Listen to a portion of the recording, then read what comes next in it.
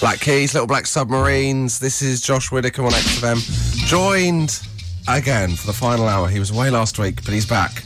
Mr. James Acaster. Big time. How are you? Pretty good. How are you, Josh? Good. Got a bit of a cold. You've got a bit of a cold? So in case anyone wonders why I'm a bit bassier this week. I was thinking, just because someone turned up the treble on James's mic. Yeah. Since I last saw you, you've lost the Foster's Award. Yeah, it's a yearly tradition. Every year I go there, deliberately lose, like a legend, come back. So you have yet another scrape, is that right? Yeah. I try. If I won, it would have be inconsistent with my Congratulations on nomination. Yeah, very well, much, mate. Very well deserved. Very well achieved. You know, don't even know what that means. I don't know what it means. But well done. One of the things we'll talk about this morning, James, is children's TV shows, which has kind of branched off. I've since found out now that Dave was on a children's TV show, producer Dave. I was. What? Get your own back? No, it wasn't. It was a programme, it was a cooking programme on a Saturday afternoon on ITV called Flantastic. Was it not purely? a program. It was purely flans. It wasn't, no. I had to dress up as Prince Philip. I'm not sure. I'm still not sure why. Are you sure this wasn't a dream? It's actually happened. What was the outfit for Prince Philip? It was just a smart suit, I think. There's nothing says Prince Philip like a smart suit. Prince Philip. Wait a minute, is this themed? Everyone's come as Prince Philip. Amazing. Were you being mildly racist? Do you want to really push it home? Or? No, I wasn't. No. So what did you have to do? I had to make egg mayonnaise crowns with someone called Jed, who ended up being on Coronation Street as a bit part actor a few years later. But it was good. I think I was only about... slam there. Bit part. I think it was only in like 2 Coronation episodes. Street's going, he's now one of the few remaining cast members. In one episode, he played Prince Philip, I believe, at a funeral. Why were you making crowns? Because you were Prince Philip? Well, that's what I figured out later on, yeah, but I think that was just a happy coincidence. I wasn't actually making them, the presenter was, and I just kind of had to pretend I knew what I was doing with him. I was 10. I don't understand what this is. What happens? What's the flan thing? What's that got to do with it? It's just a type of food, isn't it? So I'm aware of that. I'm not discussing what flan is. What I'm saying, come on, I've got a degree. Let's. How does it work into the programme? It didn't really, actually, come to think of it. It was just a kids' cooking programme called Flantastic. There was the actions as well. You roll your hands for the flan, then punch the air for the tastic. So Flantastic. Like that. For people at home, it's just on the action. Yeah. I've just done it, especially for us. Little roll of the hands and punch of the air. Last question on this is, how did you get on it? They came round to our primary school, and they obviously just saw me and went, that's Prince Philip in the making. If there was a quick question: why is that kid wearing a suit? Everyone else is in different uniforms. He's got a suit over there. He's being mildly racist, making egg mayonnaise crowns. Light bulb. It's perfect. Incredible. I saw a weird food thing. I saw a kids program in Amsterdam when I was there about 6 months ago, where I watched a room full of children count down from 20 before the presenter tried his first ever pickled onion, which is the most, and he quite liked it. It was the most 20. 20 as well. 10 or 5. Not 20. Do you reckon the show was running short? Yeah, the director's at the side doing that finger thing. We can't count down. Surely during that countdown your mind wanders anyway. By 15 you're like, I don't care about him eating this onion. I wonder... I've got to pay that bill next week and start doing my other stuff. And then at the end, he's eating you come back in around about 7, wouldn't you? 7, snap. 7:06. Yeah. I was thinking, it's looking nervous again. No, Tom, what came up on the children's TV is you said you typed children's television into your phone. Is this what happened? Yeah, well, occasionally, if we're talking about a subject, I've got things I've written down in the past years of my pointless life, and I came up with a kids' TV program which I've written in my notes. Do you remember writing this into your phone? No idea. So just read it. What has it got a time and a date? Yeah, 12th of August. Fantastic. Oh God, 12th of August 2012. This was mid-Edinburgh. If ever I'd lost faith in my solo show, it's when I'm writing ideas for kids' TV shows. So if you get a nominatable show like Acaster, you don't write stuff like this. No, we write our acceptance speeches, then burn them the next day. So, what time did you write this? 391 days ago, I wrote. Does it say what time you wrote it? Oh, 3:47 a.m. It's like kebab in hand. Just having read a 3-star from Shortle. Right, This is it, yeah. Read it out. I wrote Kids TV programme. That's not less needless. It's notes myself.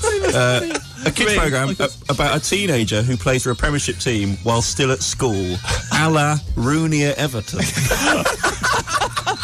This is my idea. It's yet to go anywhere, but if anyone wants to buy it off me, Is that the whole premise? I thought it was going to be more. Literally it. Yeah. So- So 15-year-old kid plays for Wigan. Plays for Wigan, and it also has to juggle that with his homework. It's exactly it. Yeah, and it's a cup final, and he's got an essay in. And he's, just before they go on, he's finishing his work. Take it, actually, I might use that. And you've said it on this show, so I own the copyright.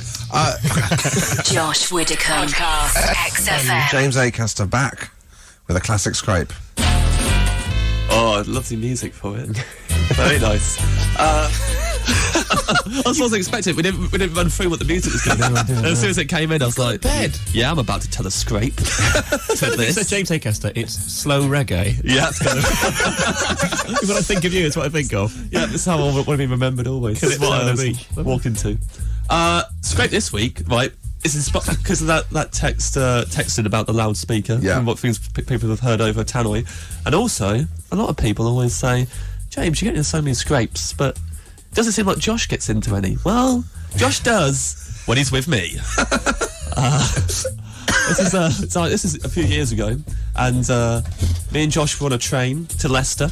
Yep. Also, he's put out before we'd even left the station from London. A young man walked over to us. And you don't get this very often these days, but we were sitting on a table of 4 with 2 empty seats, and this young guy came over to us with he had a cardboard tube under his arm, and he went, "Hi, boys," which you don't get very often. No.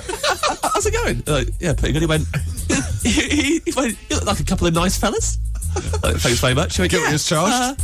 I was been to London. So yeah, well, we all have, because we're about to leave London, mate. That is not a conversation starter. But, guess what I was doing there? Don't know.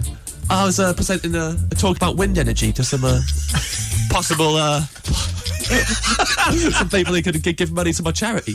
And then he just opened up the cardboard tube and got out a poster which had loads of pictures of windmills. He went, "What do you think about that?" Yeah, that's pretty good. That's pretty good. He went, lovely. You could get loads of wind energy out of them. I was like, yeah, I know. And okay, it's like, this is great. That's what I've been talking to him about anyway, so fingers crossed. And he looked at our 2 seats next to us, and he realised we weren't really up for chatting, so he kind of went, well, see you later. And then he sat, like, across the aisle, so he was still there, but, like, with his cardboard tube. We were like, well, we ducked out of that hell. Will you be filmed for like some kind of European prank show? Behind the plant, you can see a camera popping out. Very low-key joke. I've been showing some pictures of some windmills. It's their version of Trigger Happy. Amazing. The windmill poster guy going up to people in cafes. All right, just having a coffee, are you? Hey, guess what I've been doing? Look at this. What do you think People about are that? slightly confused at most. It's enough. Here we go. In Norway, they love that. Guys, overly friendly. But so he sat there. Then the train got moving. Lovely journey for the first, I don't know, let's say an hour. Yeah, we had a lovely time of it. And then suddenly the train jolted quite heavily, and we saw like rocks. Rocks just flying either side of the train out of the window. Yes, right. A few rocks flying in the air, and then even more rocks, and then the rocks started arching over the train and smashing the windows, and the whole carriage started shaking. The whole train was shaking. And we were on a very high bit of rail. Like, we were above. There was a big way to fall. Yeah, it was quite. Our chat that we were having slowly kind of like stopped, and then I remember just holding away on from to wind farms. We both held onto the table. With like 2 hands and just looked at each other, eye contact, thinking, this is the last person you'll see before I go. It's Josh Widdicombe. And then eventually the train stopped. Yeah. And I was just sitting there trying to figure out what had happened. Also, and at this point, because then we go, we don't know how long we're going to be here for. Spoiler alert, we were there for 5 hours. Which is not good, because during the first 30 minutes, guess who came back to talk to us? The student came on like, oh, yeah, I don't know what's going on here, do you? I've showed you this. But basically, we didn't know what had gone on, and the announcement that was made on the Tannoy that came over was this guy went, ladies and gentlemen, just had a bit of a problem. Basically, the wheels that run the train on the tracks, they've fallen out. They've fallen off. And but don't worry, the train is not on fire. Which is not something, none of us had raised that. No one had brought, there was no speculation. All you can think about is the fact that it might go on fire. Yeah, it's not on fire. By the way, in the background, you could hear the fire alarm. Amazing. It's not on fire. I like the idea he just start listing things that it's not. You know, it's not underwater. It's not going to explode. No terrorists on the train. It's not going to fill with yogurt. There is a man, though, who won't shut up about wind energy. It's a very boring man on board, though, so you might all want to watch out. Amazing. He said, I'll tell you what, though, there is a lot of hot oil spewing onto a hot axle, which is not what we wanted to hear at all. Spewing. And then the next course of action was to send a member of the train staff down the aisle with a packet of is it Fantastics or Tangfastics? Tangfastics. Handing them out to people. Going, hey, have you had a Tangfastic yet? No, I'd love one. Obviously, we're at the bottom of the carriage, so we know that by the time it gets to us, with cola bottles and that's it. All those dinosaurs and stuff are been gone. Forget about that dream. But she went past a window that had smashed, and then she looked at me and Josh, and she looked back at the window. She pointed at the window and she went, "When did that happen?" What? You know when the train derailed? Yeah, then. That guy didn't get too carried away about wind energy and start smashing windows during his speech. Unless she was completely oblivious to it. That was her job, was just to hand out Tangfastics. Yeah. She's completely just getting on the day normally. Her alarm goes off. I've got to hand out some Tangfastics. Whoa, what has happened here? Hot axle. That's amazing. I was on a train once where it stopped in the middle of nowhere, and then on the Tannoy they said, sorry ladies and gentlemen, we've had to stop because we just glanced a badger. Which I like to imagine they just saw one. They had to slow down and have a look. Stop it! Nature is beautiful. Look out the right window. Also, we had to be evacuated onto a rescue train, which is why it took so long for us to move off. And when we got on that train, the buffet was free on that train, and one of the guys, one of the passengers, got a Stella for free. And bearing in mind, he is now 5 hours late. His whole day has been absolutely ruined. He got this Stella, and he looked over to his wife, who was at the bottom end of the carriage, and just did the most enthusiastic thumbs up. Yeah! Like, this has all been worth it. I got a free. I told you. Every cloud. The idea that he derailed the train himself on the off chance. It was worth it, love. We should have put that brick there. You're right. Amazing. Well, and that's why I don't hang out with you anymore. Understandable. Hey, thank you, James. Another classic scrape. It's genuinely brought it all flooding back. I remember also that the guy, the wind energy guy, was obsessed with 3G. He said to him, when the train had derailed, he said to him, has anyone got 3G? Has anyone got GPS? It's like, we are not lost. That's not what's happened here. They haven't taken a wrong turn. They're like, oh, dear me. Seem to have gone into a field again. Yeah. Stay on the track. Stay on the track. Can't help it. It's where the badgers are. If he is listening, tweet us in or text us about wind energy. Josh Widdicombe. XFM. By the ocean, Queens of the Stone Age, and we're coming to the end now. We've got time for one more text on Tannoys. Are you ready, James? For the headline one. I'm ready. Ready, Tom? Yeah. A couple of years ago, some friends and I were on a train from Oxford to Bristol after a weekend's drinking when the train driver apologised over the Tannoy. He said, "Sorry about my laughter earlier, but I had 13 blokes tickling my legs and they're gone now." Not sure how 13 men got into the cabin or why they chose to tickle his legs. They can't all be train staff. James from I've Mitcham. never got on a train and there's 14 men working on the train. They can't all. There must be something. Is that why your train derailed, do you reckon? Yeah, that was the ticklers. That must be everyone in first class just gets to do what they want. One more that's just come in. I'll read this the last one. About 9 years ago at Canary Wharf DLR station, a guy said over the Tannoy, "Please stand back as the train approaches like a leaf in the autumn wind." Absolute legend. Absolute brilliant. That's brilliant. No, I mean, I think that's the best one. What a way to end. It's beautiful. I like it when the train drivers make a little snipe at someone.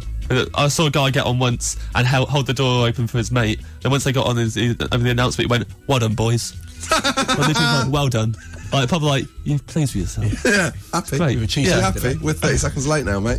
Slight delays on the Bakerloo line, thanks to you. Before we all go, as a thank you for coming in, would you like to plug anything? Tom, we'll start with you. You've got, have they got 30 seconds? Yeah. Ready, steady, go. I was going to plug my Radio 4 series, which you can buy on iTunes, but I'm going to plug Jack Villeneuve's album.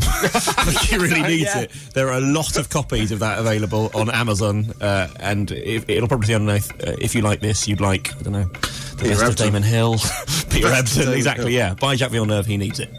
Also, go to my website, whatever. But do whatever. Spend your time on the internet as you choose, but just keep it clean. I'm done. I've run out. Me. What a nice little sing-song at the end. Thank you. James, here we go. I'm going on tour, starting in October through to November. JamesAcaster.com for the tour dates. Besides that, I've got very little else to It's plug too up, much if I'm time, honest. isn't it? Jack Villeneuve's album, Tom's Radio 4 series, under the name Jigsaw, I believe, Tom. Oh, yeah, thank you. Yeah. Cheers. I'm really you bad at missed this. that out. I was a little bit upset that you missed Your that Twitter? out. At James Acaster. Your Twitter? He tried to hide my Twitter name there. Incredible. Thank you both. Goodbye.